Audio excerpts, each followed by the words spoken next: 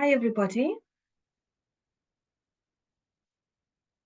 I am honored to welcome you to our open webinar on this day, devoting to different lessons, planning, fundamentally devoting to ways of teaching.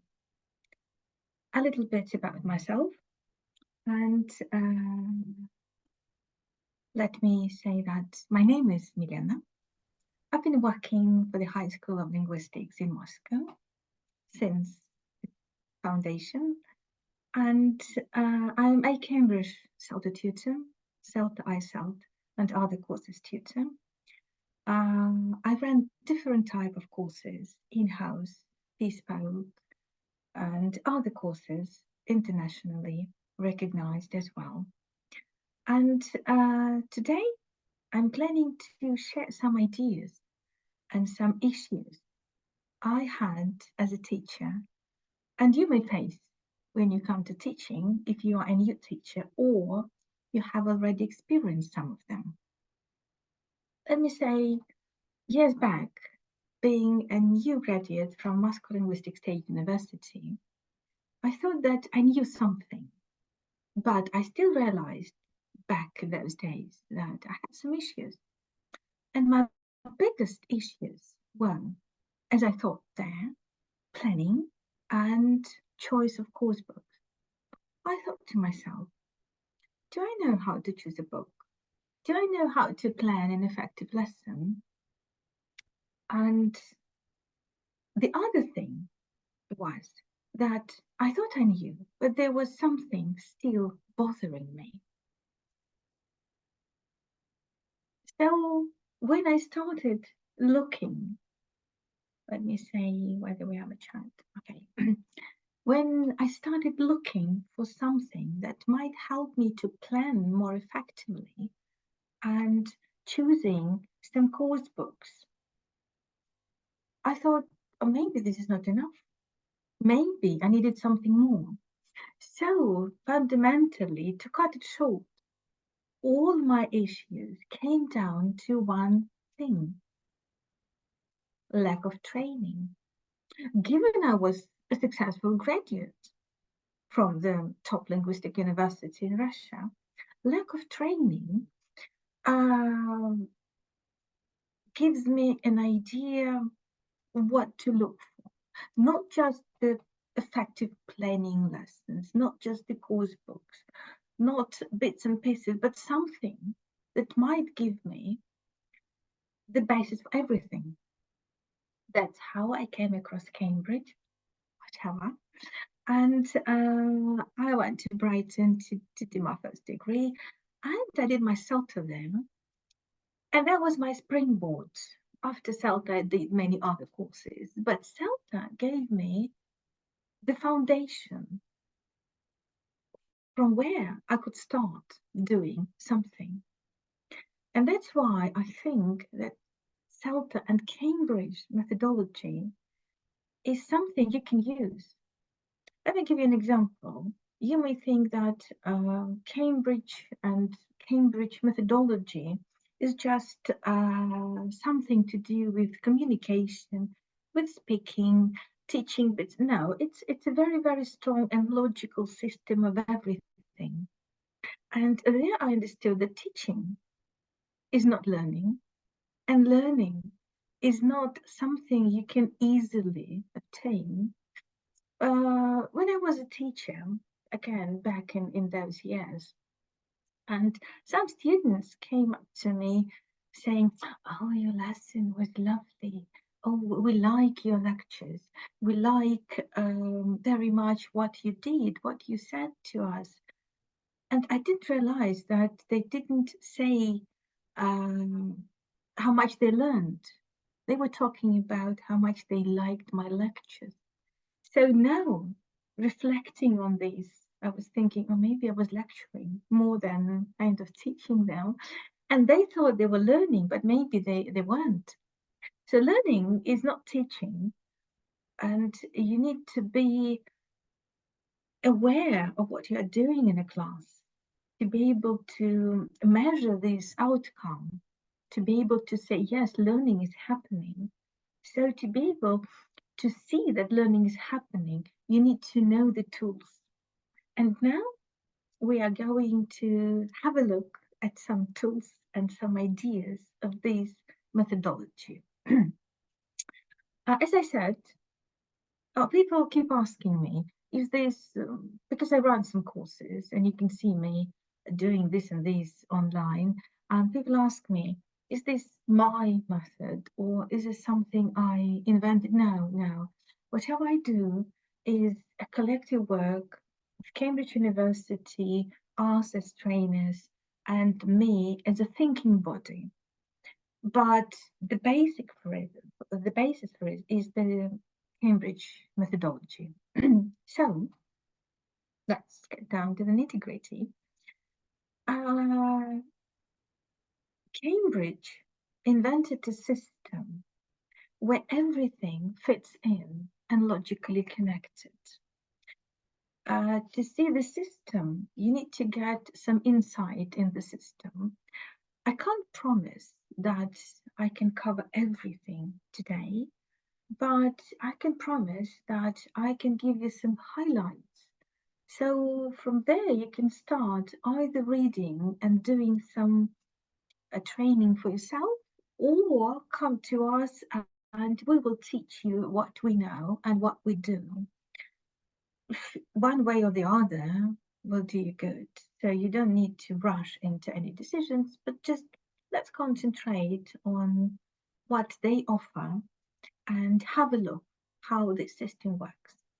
Today we will look at some lesson system, then some stages of one lesson, and then we will randomly look at one unit of a course book, and together we will see, according to the system of lessons and according to some stages, we will see what is suitable in this unit, what is relevant, what we can work with, or what we don't need. We can reject, select, adapt, and do a lot of things with your course book. When I said randomly chosen, this is half true, but I'm not lying, saying that I haven't prepared it. The idea of a good teacher is when you are well trained and highly qualified, when you know how to do basic lessons and what to choose in any course book, and when somebody asks you, for example, last minute to cover for someone, and what they can do, they can give you a course book. So you take this course book, open your unit, and it should take about 5 minutes for you to decide what you can do with this. This is what we're planning to do today. We will have 5 minutes, look together, and then we decide what we can use in this course book or in this unit or what we can't. The choice of this unit was deliberate because once, and if there are my students here, you probably remember, once I did a listening lesson based on this unit.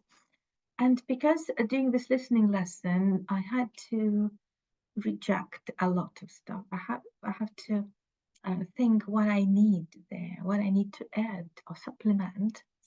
And this idea came back to me when I was planning this webinar. I thought, why not have a look at the whole unit so we can do it together? As I said, there will be one part that I have already done, but only one little part. The rest we will do together. And by the end of the webinar, we may have a better insight how the system works. You may check yourself against what you know about the system and decide whether you need to know something more or what you know is enough. Don't be upset by not understanding some meta language. This is not a teaching webinar, and it's for everybody, and people can come with a lot of qualifications and diplomas or with nothing. So some people may understand everything, some people may understand a little bit less. So don't be upset by not understanding everything. And I'm not choosing, I'm not reducing my language, because I believe that we're all at the same level, either teachers or with a good language ability. Okay, enough. Hopefully everything is clear at the moment, and let me try by sharing a screen with you. And we're starting with the system, the types of lessons. Here you can see that all lessons divide into two big categories. We have skills-based lessons and we have language-based lessons. And this is what we need to remember when we plan everything. So our lesson is either about skills and developing skills, or about teaching language. And these are two big groups. When you are qualified and skillful enough to match, mix, combine, you can do other lessons. I'm not talking about, and I won't be talking here about integrated lessons, about other types, about language approach or dogma lessons, because the basic of everything is here. If you know this, you can mix and match, and dogma is not a problem anymore. And people ask me what dogma is. Dogma is when you go to a lesson unprepared, and you can put it like this because you never go unprepared, but you work in a lesson with what you can, or with what you have. But it doesn't take any planning, that's true. But you have to be so skillful to run a lesson without a plan, because at the background you need to know and you need to be prepared for everything what might happen. So what might happen in a lesson? Two types of lessons: based, skills based, and language based. Skills based, we have productive and receptive. Receptive, listening, reading; productive, speaking and writing. And here we're talking about pure lessons. It's not like you have listening plus reading plus speaking and plus writing. This system starts with pure lessons like listening for 45, 50 minutes, reading for 50 minutes, speaking for 50 minutes. And speaking, you may think we do everywhere. We do, but we don't call it speaking. In this communicative approach, we call it either follow-on activities or speaking tasks to, to do some activities in a lesson. But if you plan a speaking lesson, this is where you do particular things, but fundamentally you don't do anything. But they use you as a trigger. So you send them to speak, only guiding them without pushing. That's a particular skill, and this is where we need to learn. Writing is the same.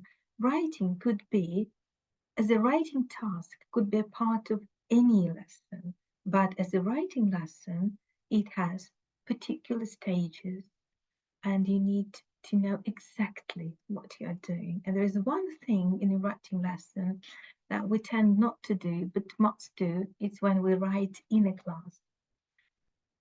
It's no good when we say to our students, okay, go and write at home. I believe that whatever we do here in these lessons, we need to do in a class. Because when we don't do this in a class, how can you check what you haven't done? How can you check the learning that you if you haven't done the teaching? This is where I was talking about teaching and learning. We may say, I don't have enough time to do everything in one lesson. So this is your homework. But homework is good, but homework should be absolutely extra. It's not something you need to check next lesson, because homework, as I said, learning something that you haven't taught. So they learned without you. How can you check it? That's fundamentally my rhetorical question about homework, and if you haven't taught, learning isn't happening. So back to lessons, everything should be done here. Again, as the basic lessons, listening 30 to 50 minutes, reading the same, speaking, writing. And you start with doing them as pure, when you're under training, you start by doing them as pure lessons. And only later you combine them with others and go into integrated lessons. So this is our first big category. Our second big category is language-based lessons. And here we have vocabulary lessons as a big group of lessons, vocabulary, single items, collocations, lexical chunks. And again, here I'm not talking about teaching vocabulary as a part of listening or reading or something. It's not it's a pure vocabulary lesson when you have 50 minutes teaching vocabulary items. And again, in the lesson, you can't teach more, let's say 10 or 12. So if you are teaching hundreds or even 20, that's not a vocabulary lesson. That might be a revision or something else. So again, it has its boundaries and it has its limits. Collocations, lexical chunks. So if you decide to have a lesson on collocation, there should be a pure lesson. Tenses, functions, and structures, they're all lessons.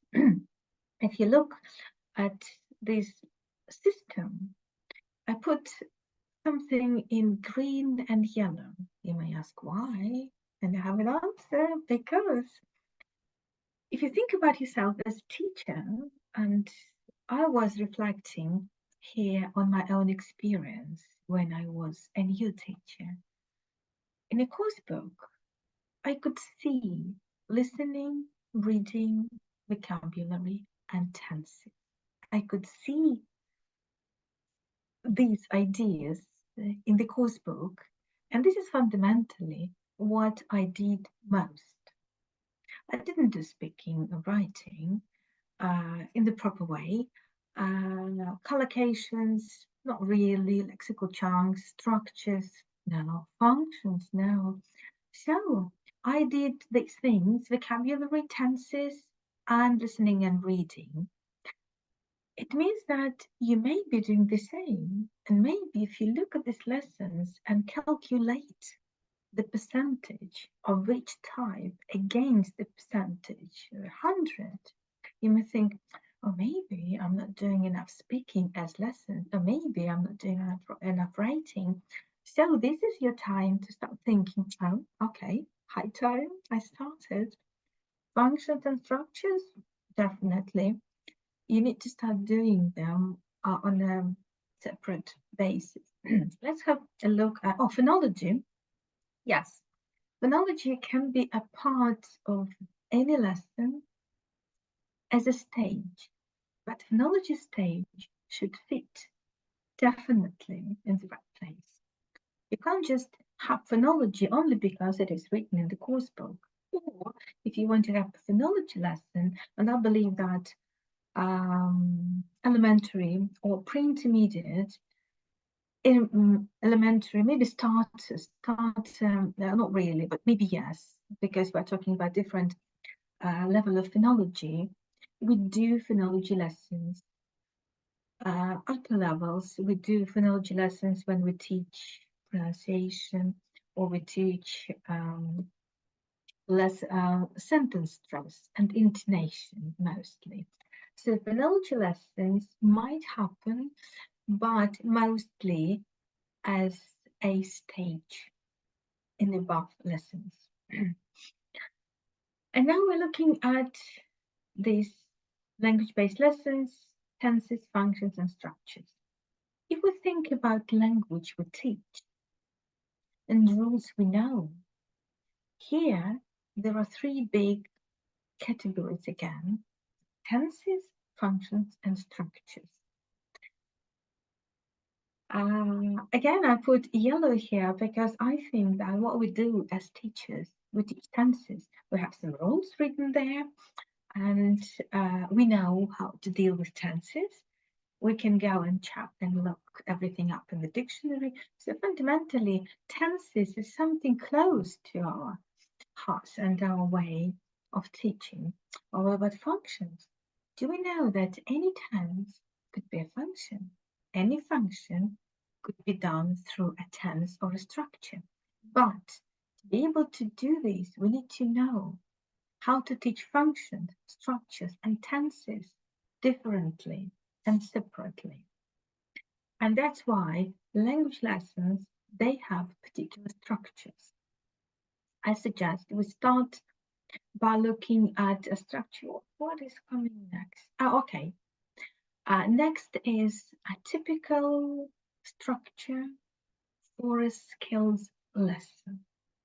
Let's have a very quick look, and I will explain to you that every lesson should, again, I'm talking about teachers who are doing and going under training, because once you are trained enough, you can plan your own stages, and you can change them, you can mix them with other stages. So what I'm saying here is not set in stone, it's just the basic ideas for your initial communicative Cambridge training. And a typical procedure, and a typical lesson, skills lesson, let's go back, skills, we have listening and reading, not talking about productive, talking about receptive skills, listening and reading. And you start with a lead-in. Lead-in could be done in two ways. Fundamentally, the difference between lead-in and a context is lead-in where your students work, not you. A context when you set the context. So the idea is through how you deal with it. If you think that your students need to work in pairs before they proceed to other tasks, put them in pairs, you call this stage as a lead-in, and it could be you're setting the context because lead-in should be close to the topic. And if you can insert your context into the lead-in, and then they work in pairs about the context. Or maybe you need a context after a lead-in, which is true for most lessons. So the aim of this stage, lead-in and the context, to set the context, a broader context, generate interest in the topic of the text, because listening and reading is dealing with the text, and activate their background knowledge of it. So the aim is quite personalized. It means that you keep close to the topic and they talk about this topic, but they talk about themselves. People in real life, they love one thing. They love talking about themselves. But all of course books, they offer us something different. They offer us to talk about the characters in the book. So we need somehow to put these two things together. We need to make sure that we're doing the program, we're doing the course book, but at the same time, your students are talking about themselves. That's why you need things like changing the instructions or adjusting some tasks. And lead-in and context is where you can do it. So get them to talk about themselves. Example, procedure, student discuss questions relating to the topic of the text, personalized, as I said. Next stage. And after lead-in, you need to set the context if you haven't done it through the lead-in, because the context is important to understand the text. You can't say to your students, read the text. They need to know where the text is taken from, who the characters are, their age, their relationship, everything. And if you don't know this information and it is not given anywhere, you need to invent this. So this is where we come forward, and this is our job. You have to make it interesting for them to read or listen. So you invent characters, you put them up on the whiteboard, and they know this is John and this is Lizzie, and they're going to get married, but something went wrong. What went wrong? Or do you want to listen? Okay, but at least we are all visual learners. They know that John and Lizzie are about to get married or were about to get married, but something went wrong. So even if you don't have this information in the course book on the text, you have your brain, so use it. Your brain is definitely much better than any course book. So context, done, leading, done, they talk, they're already ready to listen, but there might be some obstacles. And some obstacles here, your vocabulary.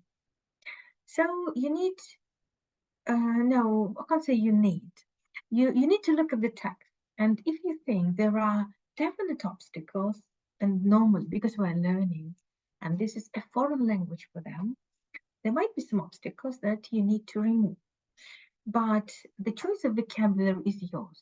It's not something like, oh, this word is difficult, this word I don't know, this word I think they need to know. This is wrong. Our training system requires us to look at the vocabulary choice in terms of completing the task or doing the reading. So some obstacles that may stop them from reading, and some obstacles they may stop from completing their task. So necessary vocabulary. Pre-teaching vocabulary, and I'm not talking about how you do it, because there are particular techniques. You go through concept, eliciting, training, drilling, and so this is a big stage. And it's not just like, I'm going to translate some vocabulary. I personally don't believe in translation. I can explain why. Sometimes you may do it. If you have a picture of a table and you say, this is a table, this is good, they have a picture, and you say it. Or you may give them a situation and then you give them a word through eliciting and CCQs, and then dealing with the form and pronunciation. But what happens if you translate? I show you a picture and I say, this is, and I don't use an English word for this, I translate it into Russian. Our brain works in a way that we don't remember what is more difficult. We remember what is simpler for us. And the moment you translate for me, I'm stuck to this translation. I remember this. And I try hard to remember the actual word, but I may remember the context, the picture, but a word that you translated. That's how it works for me. Maybe the same way it works for students. Maybe that's why when we translate, they don't remember, we don't understand, because we've done a hell of a lot.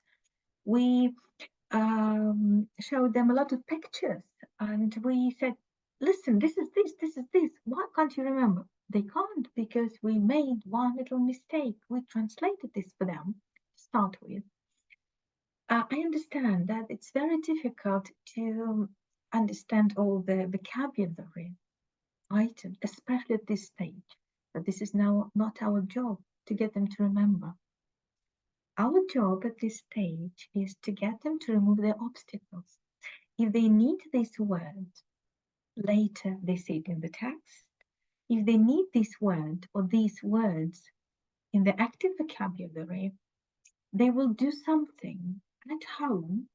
They will go to the dictionary, they translate for yourself, and eventually it sets down somewhere deep inside, so they will remember.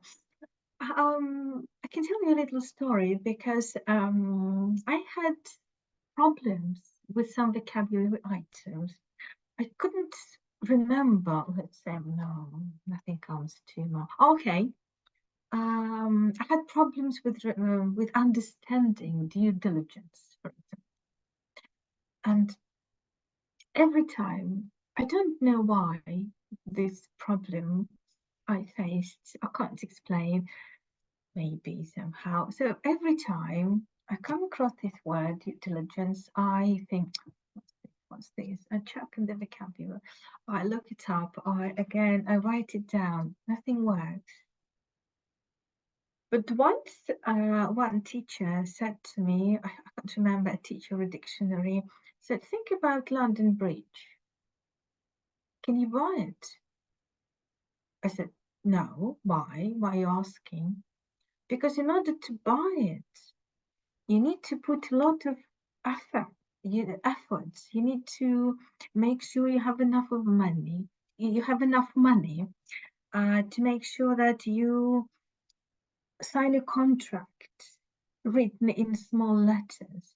So you need to do this, and whatever you are doing to buy London Bridge is this due diligence. And I think, okay, maybe that will help.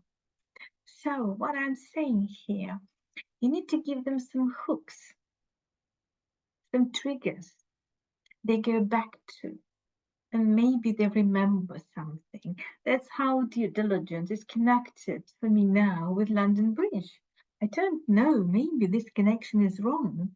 Again, I need to go back to the dictionary and check it again, but this is how it worked for me at some stage. And this is what you teach your students. You teach them some ideas, so they absorb and take on board here what they can.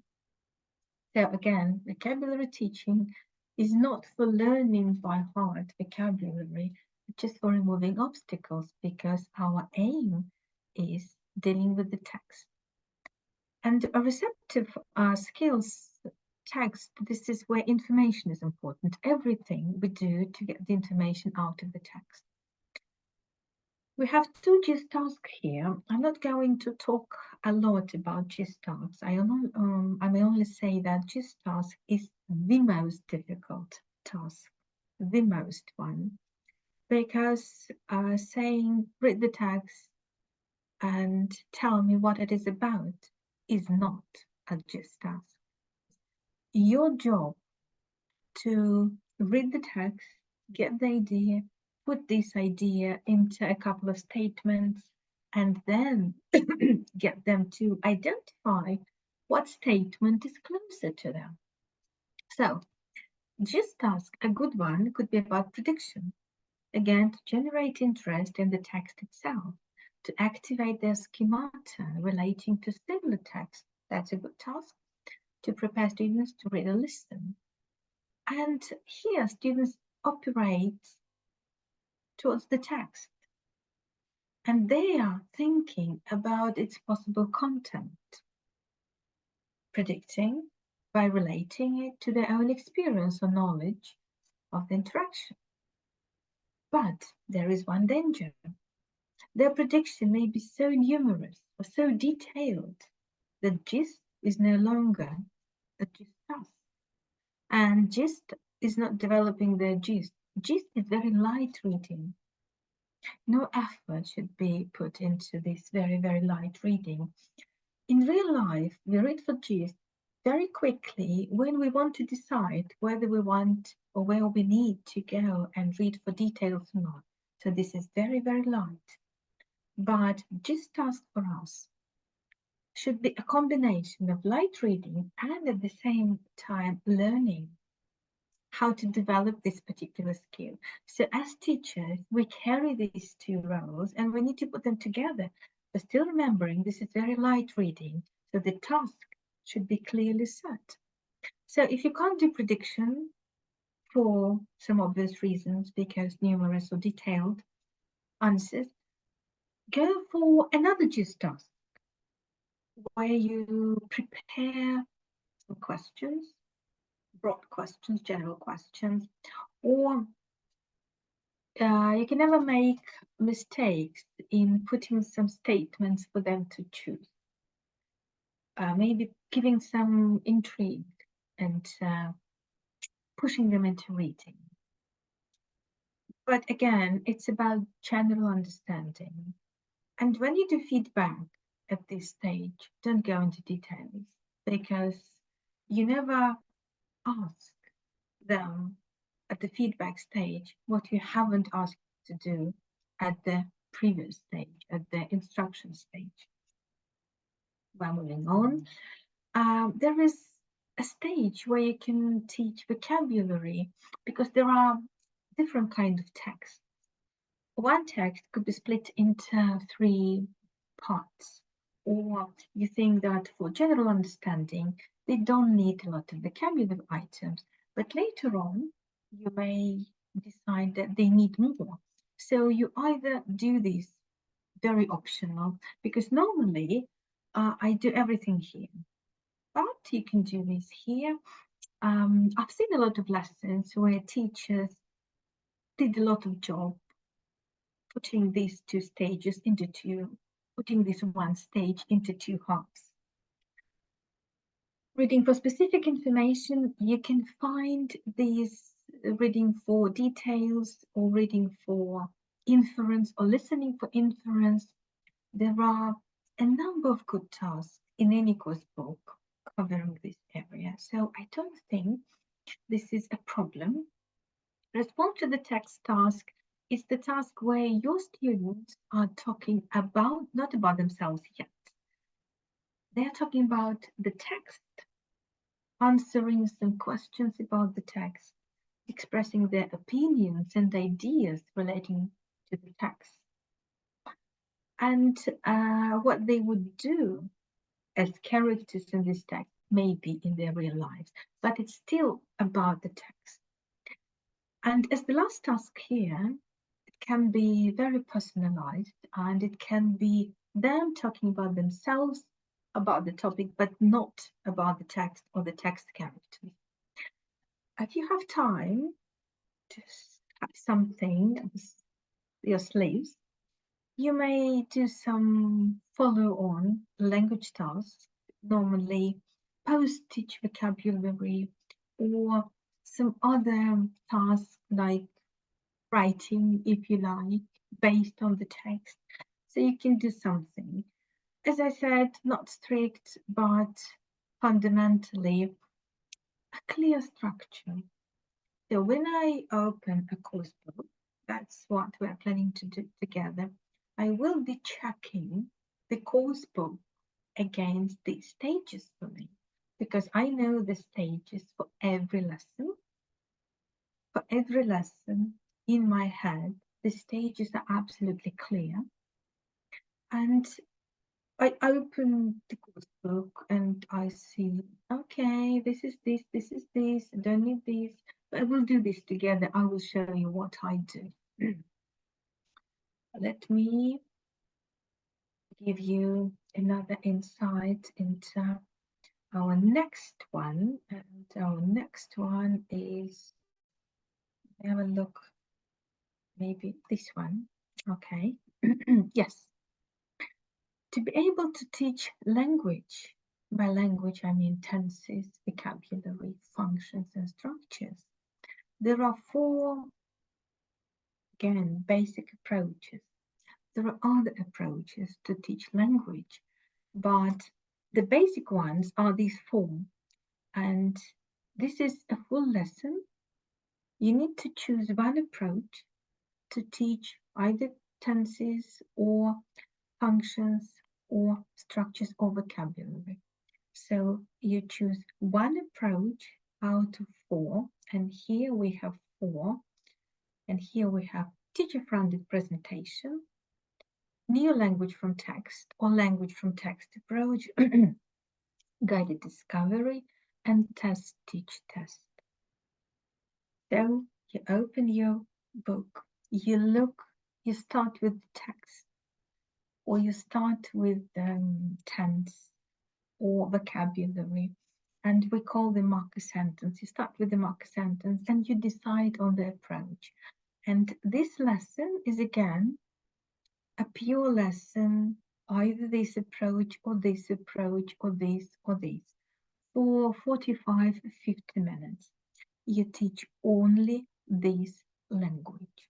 You don't confuse everything with everything, because your learning outcome should be plausible. You need to measure your learning outcome. And if you put everything in the mix, if you teach them all tenses or all functions or all questions, I love this task. In this unit, we're going to teach all the questions. How can you do this?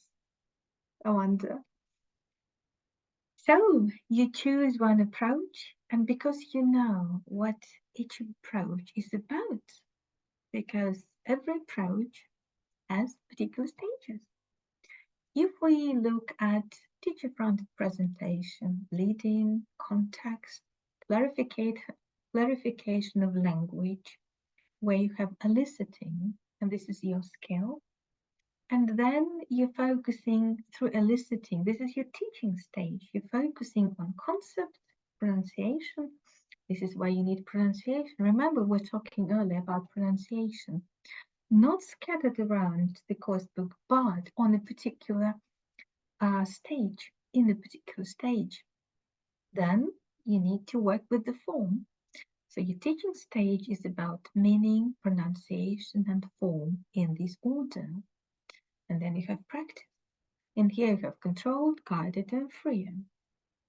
If we're talking about language from text approach and guided discovery, in these two approaches, they need a text. These two approaches can't be based on anything but a text.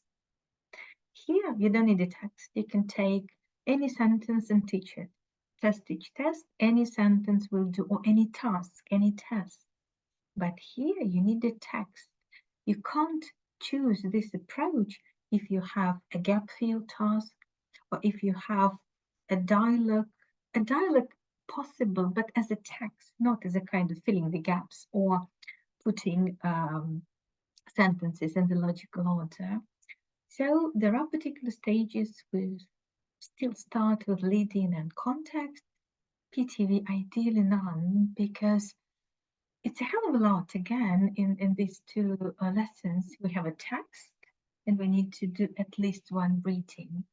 Even if you did a full reading on the same text on a previous lesson, and then you decide to go for language from text lesson approach, teaching something new, you still need to do another reading, which is very light, and this reading is just reading. If the text is good, you may do second reading, and second reading may be focusing on your language. Maybe focusing on your language if you know how to do it, or the task is given. Then the same stage, analysis stage, this is teaching stage. So focusing on language task, here you are re-eliciting from the text, and this is your job to do all these: meaning, form, and pronunciation. In guided discovery, your job is to prepare the task for them. So your students should guide, or you guide your students through whatever is given, and they discover for themselves what language is about. So two different ways, but with clear stages. And again, we have the same practice. Lead-in, it's test, teach, test, the same lead-in, context, first test. First test is your controlled practice. And first test give you an idea what they know, what they don't know. And if at the feedback stage you realize that they know something, definitely half of the class, maybe you may skip it and concentrate on some ideas absolutely new to them.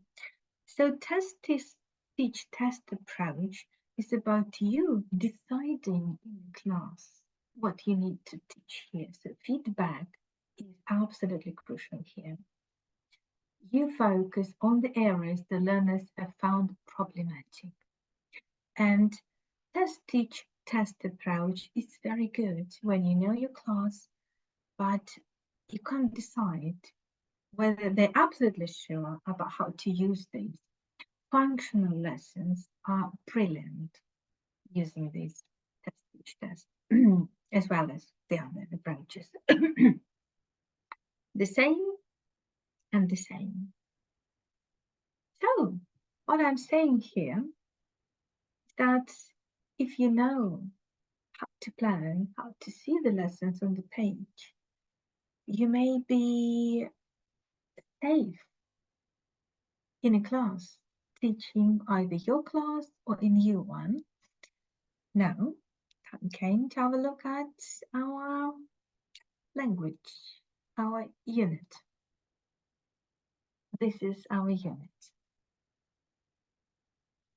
I can give you a moment to read through objectives.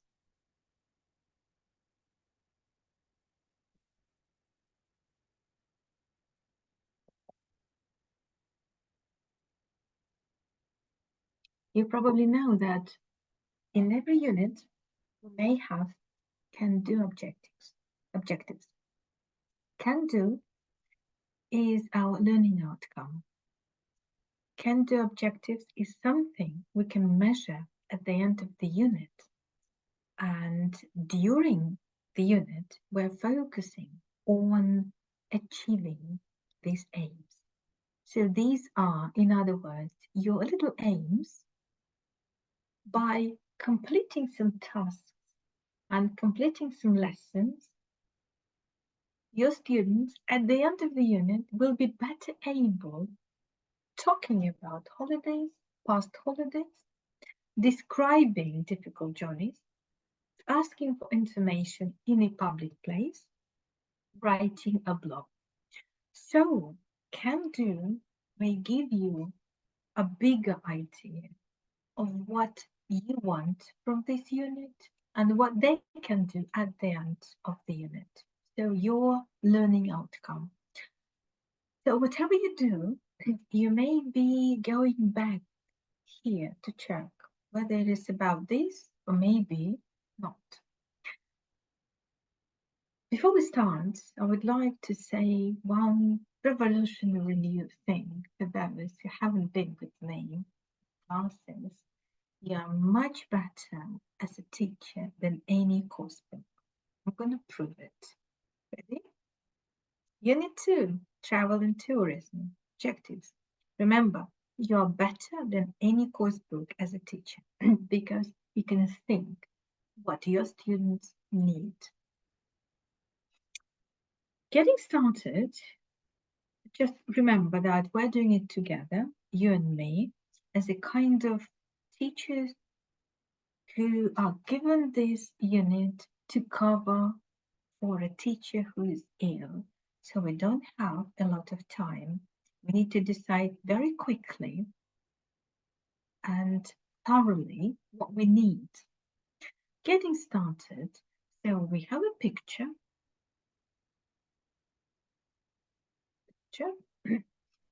Okay. I have some questions. And the questions are about people, why, feelings. So the picture is not about us. The picture is not about your students. The picture is about other people and some questions to talk about other people. You need to decide, do you need this?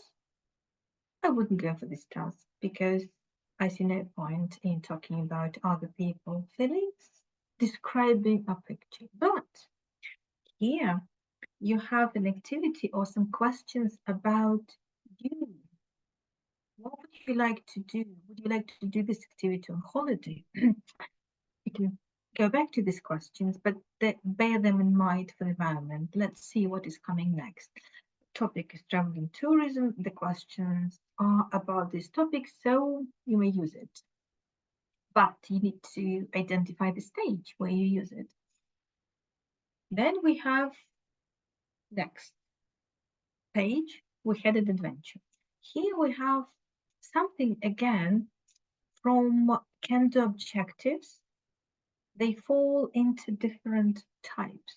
Past simple and tourism. Past simple is maybe a language lesson, or your objective is to check their past simple, and tourism is your topic, so maybe there will be a text about this. It says reading and listening.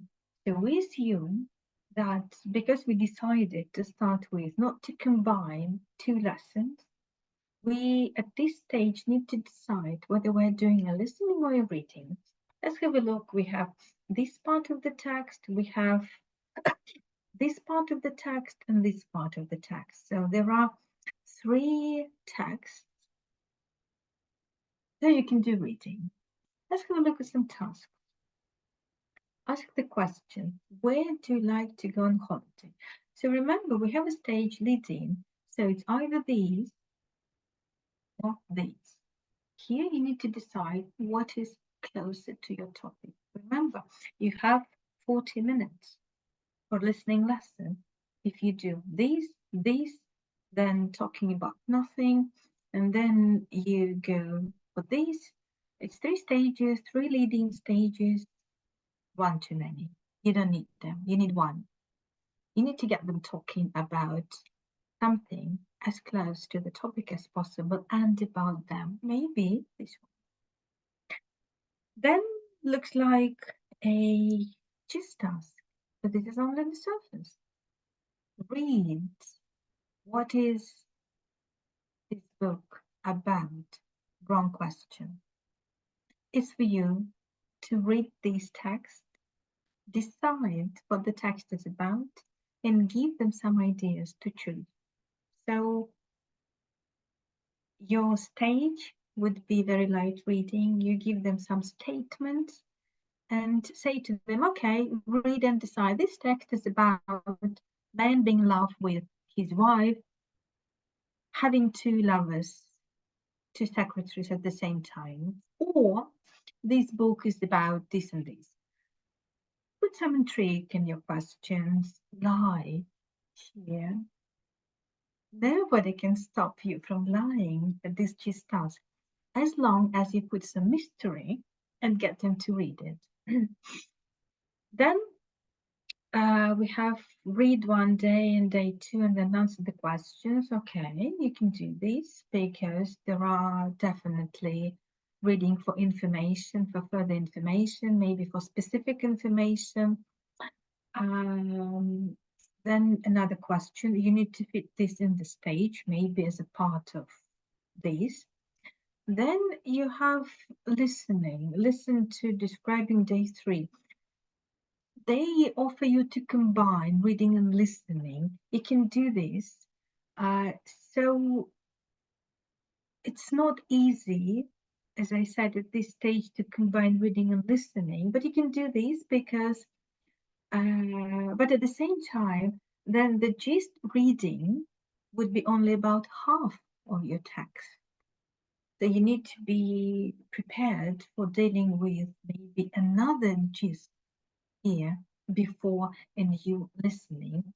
So in other words, you will be going into 2 gist tasks, 1 for reading, 1 for listening. So you're combining you're combining 2 skills into 1 lesson. You can do this if the text is good and you have enough time. Or you can go only for reading, forget about this, put out the script, give them the script, go for only reading.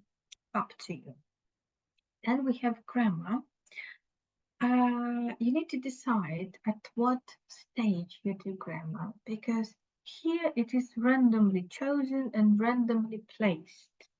They ask you to underline the past simple form as if your students don't know. Maybe your students don't know the forms, but you need the form at the form stage. Remember, in our language lessons, there is a stage where we deal with the form, and this is definitely the wrong stage. So you either go back to the text and do a full language lesson after the listening, where you use this task as a stage dealing with the form, or you just skip it because you don't need it. And all this is about the rules. I have a test for you. Have a look at this task and decide, do you need to know English to be able to complete the task? Or you need to have a vocabulary to check a second form for these and put this in the gap. Simple question. Do you need to think about the task? Or in other words, you know English because you need to understand to do the task? you just need the vocabulary, or you need a dictionary. You need a dictionary. So this is a no task. It's like something they can do at home if they want to be better than the others, because this task is about no thinking, only copying. But when you see this task in a good course book, you think, no, if I do this, and this, students are fine. Very time consuming because they need to write it down, and your time is eaten, done and dusted, end of the lesson, and on the same page you can do these, but again, why? Why do you need to do this? You're either doing a listening or reading, and these, what kind of stage is this? Maybe you don't need this. Because if you put everything in the mix, again, as I said, and this is pre-intermediate, low intermediate, maybe high elementary level, the book is, they wouldn't be able to deal with all this information in one lesson. Or if you want do reading and listening as two separate lessons, to go for this, do one reading and one listening, and then use this for your next grammar. When you, that's reading or pronunciation again, we need a particular stage for this pronunciation, because otherwise there will be like monkeys copying, talking after you, pronouncing after the speaker. They have no idea where and why they use it or they need it. So not here, definitely not here. Again, we don't need this. Which of the verbs in the box have the extra to? That's very good, but on its place. But not here, because the focus is reading or listening yet. But you can keep these all tasks in mind, because when you need them for your language lessons, you may go back and do them. Then we have vocabulary. Again, vocabulary, as I said, it's either a part of a listening lesson, so you can use this vocabulary. To have vocabulary. Maybe we have vocabulary items somewhere else. So you may use this vocabulary as a stage before reading. Cut down. Oh, we have grammar, past simple, negative, and question topic. So you can base this. You can choose. You need to start with an approach. Let's have a look. You have one task. Complete the sentences with the words in the box. That's what? Again, that's a no task, because that's not a bad one, but that's not a thinking one. You can use it to something extra. And again, look at the sentences. That's a part of the guided discovery.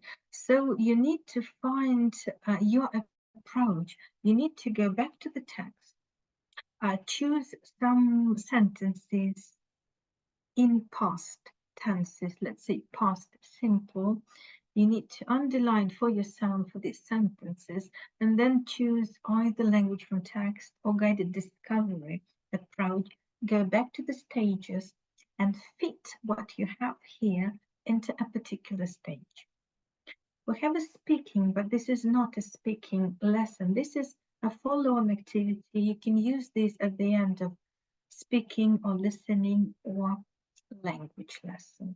So this unit is about, you need to mostly reject, some adapt, but you can definitely use something as a teacher going into a class with this unit, because you have a text and you have this text in two options, listening or reading.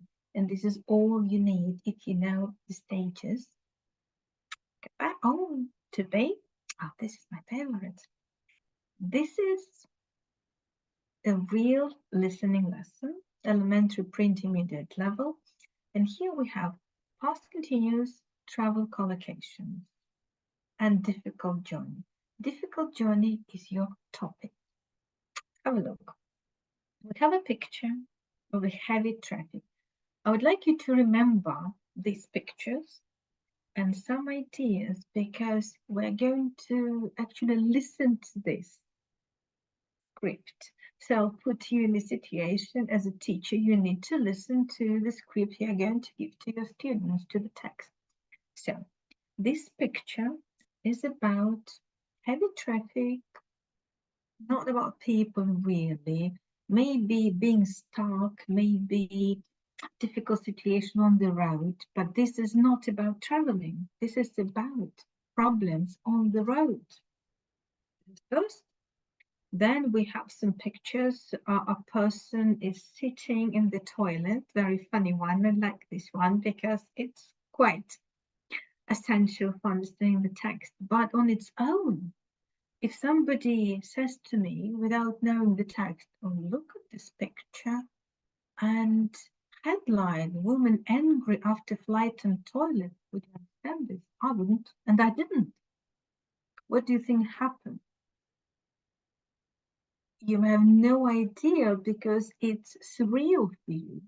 So we have heavy traffic, we have a woman in the toilet, and a teacher would like you to predict connection, as you know.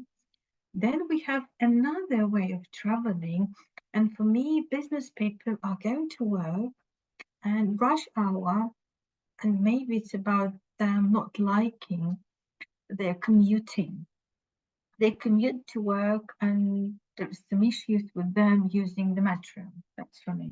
The metro, heavy traffic. And what's this? That's another something. So, now the test for you. Remember, heavy traffic, business people going to work by metro, and but homeless people somewhere, railway station maybe, or somewhere else. So the book offers us to look at these three pictures, predict, discuss something, then ways to travel, car, bus, train, discuss, and then travel problems. So all these we think would be about the text.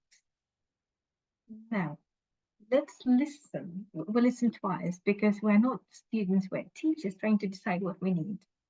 So we have some collocations, we have some pictures, and we think everything here is connected to the actual listening. Let's have a moment to listen to the text. Okay. If I have it, maybe I don't. Okay, give me a second. I will be ready in a second with something. I need this listening. Okay.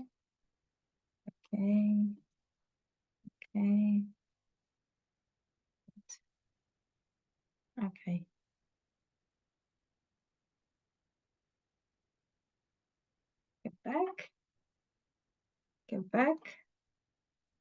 Okay, ready to listen? Pictures, remember, vocabulary, remember. 1, 2, 3, go. Track 1.33. Well, I was in a rush that morning, and I suppose I set off a bit late. It was raining when I left the house, and there was a lot of traffic on the roads. I got to the airport just before the desk closed. When I boarded the plane, all the other passengers were waiting for me. It was a bit embarrassing, but we took off okay. I had a seat in the middle of the plane, and for the first couple of hours it was fine. So I was reading my book when one of the flight attendants came over and spoke to me. She said that there was something wrong with her seat and that she needed to take mine. I was the last passenger to check in, so they chose me. I asked the flight attendant where I should sit, and she told me that the only place was the toilet. At first, I thought it was a joke, but then I realised that she was serious. So, I was sitting on the toilet when the turbulence started. It was quite frightening because, of course, there was no seatbelt in the toilet. I almost fell off a few times. After the turbulence stopped, I opened the door. About 5 passengers were waiting outside to use the toilet. I just closed the door again. And then, to top it all, when we landed at Istanbul, there was a delay of an hour before we could get off the plane because of a problem in the airport. I still can't believe they told me to stay in the toilet for 2 hours. It was terrible. You just can't treat customers like that.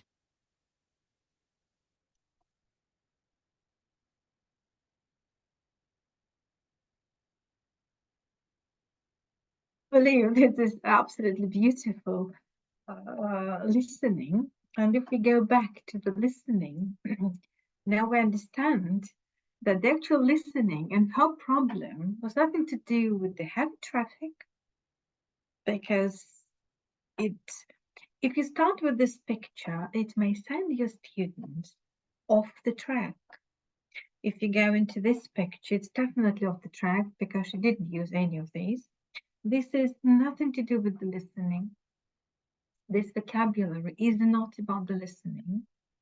And travel problems in the picture, again, not about the listening. What is about the listening is how people, so your lead-in here might be about problems on board. You put your students in pairs, thinking about problems they might have on board. And this is as close as it can be. Then you take one picture to actually describe the situation because your students won't understand it. And then you give them something like, why do you think she agreed? Or give them a full situation and say, okay, she agreed to go to the toilet or she didn't. So they would listen, knowing what is happening. Otherwise, they wouldn't do it, the elementary students. And again, here, next one, listen to the woman striving to experience. This one is not a good task because in this task, you're listening to exact words. Listen, and the task is, what does the woman say about? So at this level, it's I tried myself. It's very difficult to listen to the exact words. So I would advise you to change these tasks into normal questions, by comprehensive questions, and then this you can use. So on this listening, pictures no good, one you can use, choose task should be used, a vocabulary no use, so you need to teach some things like turbulence and some other things. So a lot of work. Maybe if you don't have time to prepare for this lesson, you go for something else if you need to teach quickly.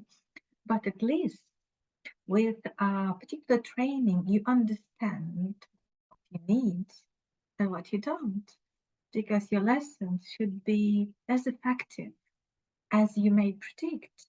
And if your lessons are effective, your learners will be definitely coming back to you, not to other teachers.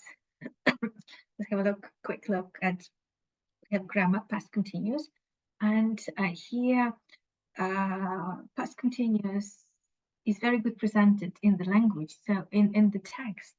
So I would assume that you could use language from text approach or guided discovery, and you have good tasks here to support the learning. And the rest is more or less the same. All tasks are scattered around, all tasks are here, but some of them are very good. Some of them you don't use because they're not doable. Oh, there are some tasks that are not doable. For example, if you go for language, most of them are control tasks. And in any course book, you will find a lot of controlled activities. It means that when you plan your lesson, you can't have only controlled activities. You need to give them a lot more freedom. You need to unfold your lesson where you start from controlled activity to freer one or guided activity. And there is, again, you need to see the type of activity on a page, because if you only go for gap fill or matching, they're all controlled. Controlled is where you control the language, where there are no options. Once you give them more options in the answers, let's say in one gap fill, possible 2 tenses, that's semi-controlled, not completely controlled. That's what I'm talking about. Every lesson should be a variety of tasks, not just concentrating on gap fill matching and putting things in order. Nonsense, that's how I'd say. Writing. Oh, we have a writing here. Good, skills for writing. But again, we have in the writing lesson, we have speaking and listening, not a part of the writing lesson. Reading and not a part of a writing lesson. So what you need to do here, you need to do some reading, you need to do some language, and then you go for a writing lesson. A writing lesson might have particular stages where you don't teach anything. You just go through paragraphing, layout, some functions if needed, and they actually write in a class. They write in a class. While they do it, you go and monitor. You check as they go, and your learning outcome in a writing lesson should be written something up on their wall. So they need to see their products. Fundamentally, we're back to our chat. This is it. What I wanted to share with you. As I said, it's been a real honor to be able to talk to you, and thank you for coming. Big thank you to the organizers of this webinar. And I have a couple of minutes to answer your questions.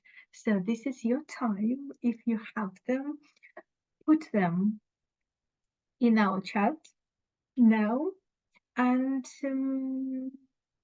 if I can, I will answer them. Thank you, and thank to you. Oh, we have terrible situations here. Why? Can you please tell me? Oh, yes, the title of the book in PowerPrint. Thank you. Happy, yes. That's holiday today. That's lovely. Happy Women's Day, thank you. Okay. Yes, it is possible to teach writing, and you have to teach writing in a lesson. And you start with little writing. Let's say elementary level, they need to write a couple of sentences in their blog in English. And you need to teach them, and they won't be able to do it at home. So you need to do all preparation work before. In other lessons, you need to prepare some stages, and then you actually teach the writing is a particular skill. On my course, I did a lot of kind of work on writing, and there are particular stages. But you can do it. You can read books, because a lot of authors, they deal with writing. You just need to remember one thing: writing should be done in a lesson, not outside the lesson. Okay? Yes, individual lessons are absolutely the same. Zoom, individual, yes. The only option is that you can't put them in pairs. That's why I suggest that when you go for individual lessons, ask your individuals to find a partner if possible. Otherwise, you will be his partner. But when you are paired with your students, there is still a kind of border between you and your students. But yes, we teach them in the same way, with some alterations, of course. But it seems like yes, on the course, and it's a practical course. And normally, if we ask me about the course, that's everything is there, and there are video and audio and just presentation lessons when we have some practice and you do some tasks. But from now on, we decided that there will be once a month Zoom meeting with the tutor, either me or other tutors, whoever is running the course, and where we deal with the questions, problems. That's absolutely new because what we did this was a bit different. But now, when we start a course, a diploma or our methodological course, for these two courses, once a month on Saturday, there would be a meeting, as long as it takes one day, and we will be dealing with the issues and the questions and for someone who's finished the course or was early accepted, you're very welcome. Just let us know that you want to attend these regular meetings. So, but practice is inside the course. You don't need. It's a starting point. Don't get me wrong, because to be able to understand everything, you need to have a basic training and then practice, and then you develop further, but you can do it yourself because you know where to start from, you know where you stand, where you start. Okay.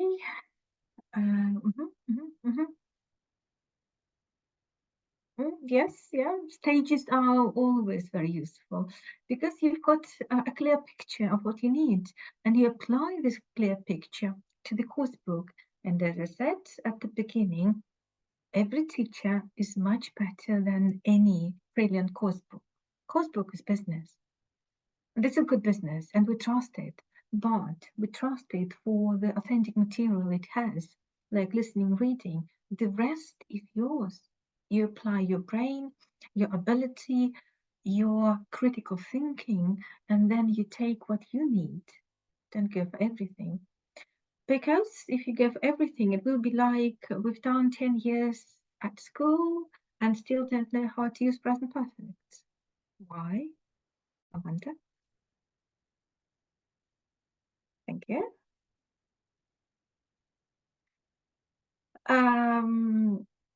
If you have particular questions about the courses, I can suggest that you could visit our website or ask in our chat because we've got our special chat, webinar chat, and you have special discount today.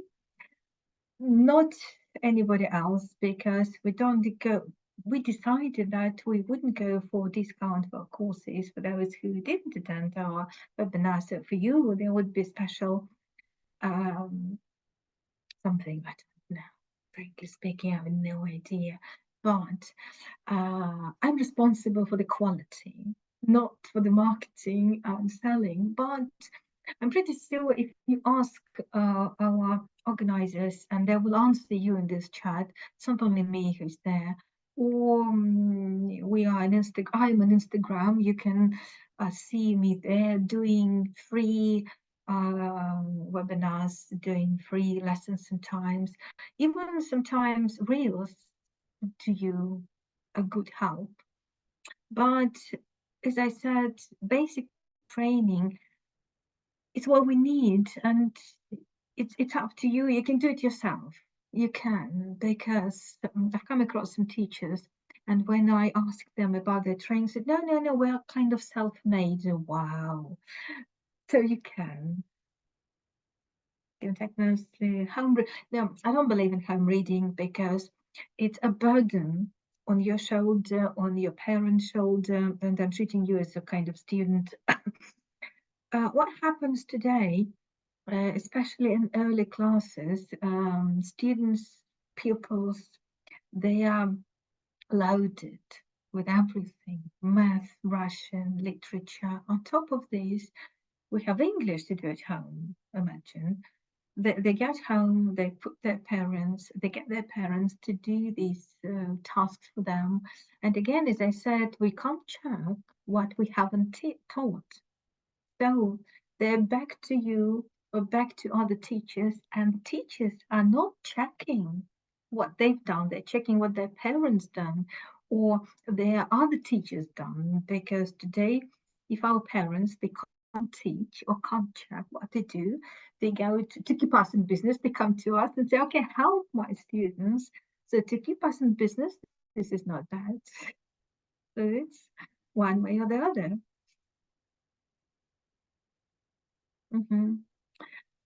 Text retelling, I don't believe in it, because they need to understand what they're talking about. People like, especially little kids, they love talking about themselves. So it would be better giving them some questions about themselves relating to the topic, because in real life, fundamentally, what they need to talk about themselves using the topic or about the topic which is presented in the text. So retelling the text about other people is very difficult. Or try for yourself. The other day, I was asked to help our little boy who is doing his second class. And he was asked to learn by heart a poetry by Yesenin. I love him.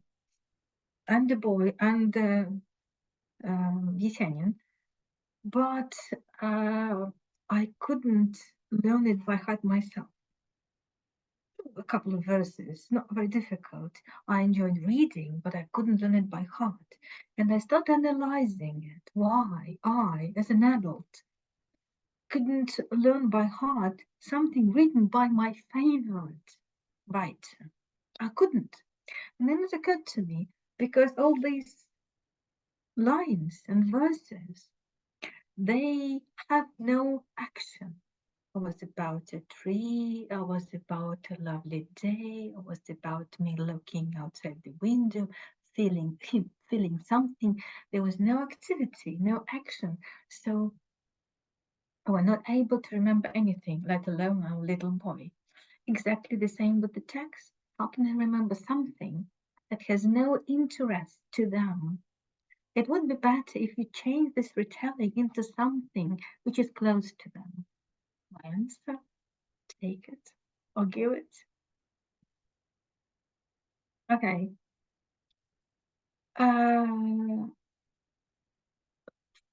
Write down other approaches and I would specify the difference. I mentioned translation method doesn't work for me. And if you know other approaches, I do, but if I go into discussing them, it would be a bit messy at the moment and not relevant to our webinar, because if we start discussing lexical approach, which is completely different, or task-based learning as a different approach, again, they are different and they're not a part of basic training. But if you know how to do basic lessons, no problem with dogme, lexical approach, or task-based approach, or there are others. So if you know the others, you can write them down and I will give you the difference. Okay. 1, 2, 3, no questions. Thank you very much again. And see you next time when I see you. Enjoy the rest of the day.